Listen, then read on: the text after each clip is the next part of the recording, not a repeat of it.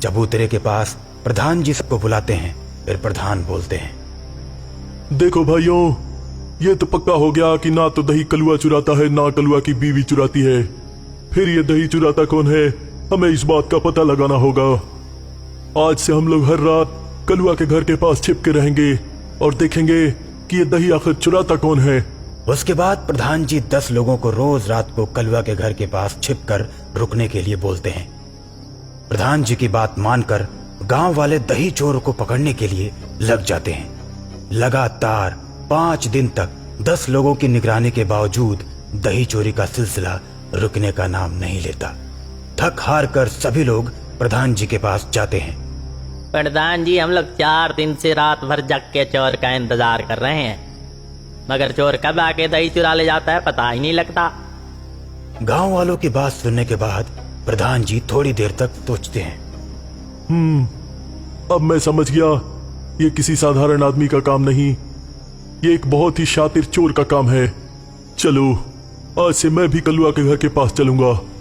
रात को प्रधान भी गांव वालों के साथ कलुआ के घर छिपकर बैठ जाते हैं और बैठे बैठे सोचते हैं।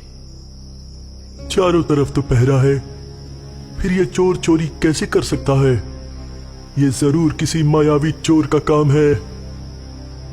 प्रधान ये सोच रहे होते हैं कि तभी ऊपर से एक चुड़ैल आती है और घर के ऊपर बैठ जाती है।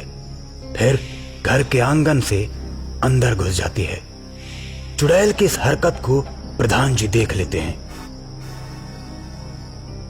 अच्छा, तो ये बात है, चोर कोई और नहीं, ये तो चुड़ैल है।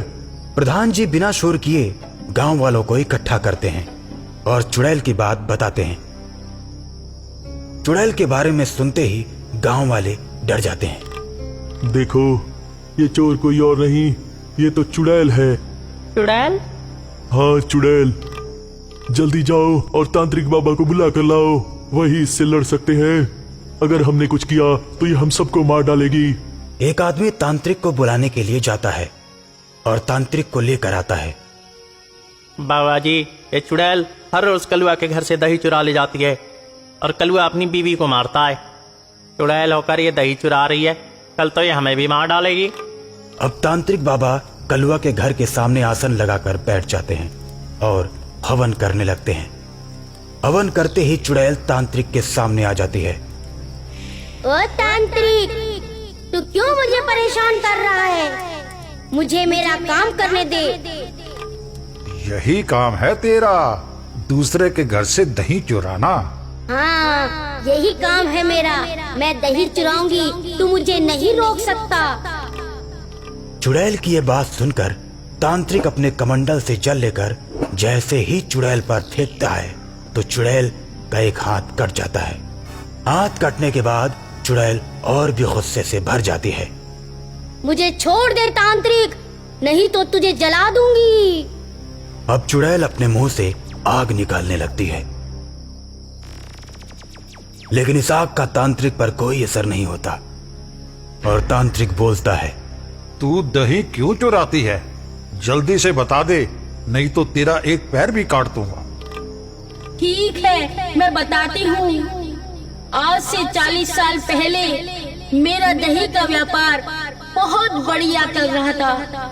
आसपास के लगभग 5 गांव मुझसे दही खरीद कर ले जाते थे, लेकिन मेरी पड़ोसन सरिता की दही बहुत कम बिकती थी, जिसकी वजह से वो मुझसे जलती थी। मेरा नाम खराब करने के लिए उसने एक चाल चली। कलुआ के पिताजी भी मुझसे दही खरीदते थे। सरिता ने चुपके से दही में मरा हुआ चूहा डाल दिया, जिसकी वजह से कलवा के पिताजी ने मेरी दुकान तोड़ दी और पंचायत बुलाकर मुझे गांव से बाहर भगा दिया। ये सदमा मैं बर्दाश्त नहीं कर पाई और मैंने नदी में कूदकर जान दे दी। और उसी दिन से मैंने सोच लिया, जिसने दही के लिए मेरा घर तोड़ा और मुझे आत्महत्या करने पर मजबूर किया, उसके खानदान में किसी को दही नहीं खाने दूंगी। यही मेरा बदला है। लेकिन कलवा के पिता तो मर चुके हैं, इसमें कलवा की क्या गलती है? छोड़ दो इसे। नहीं छोड़ूंगी, इन दोनों को एक दिन मार दूंगी। तांत्रिक समझ जाता है कि चुड़ैल अब नहीं मानने वाली, इसका इलाज करना ही पड़ेगा। तांत्रिक एक बार फिर हवन शुरू कर देता है और कमंडल से जल लेकर चुड़ैल के ऊपर फेंकता है। चुड़ैल के पूरे शरीर में आग लग जाती है और वो चिल्लाते हुए जलकर राख हो जाती है।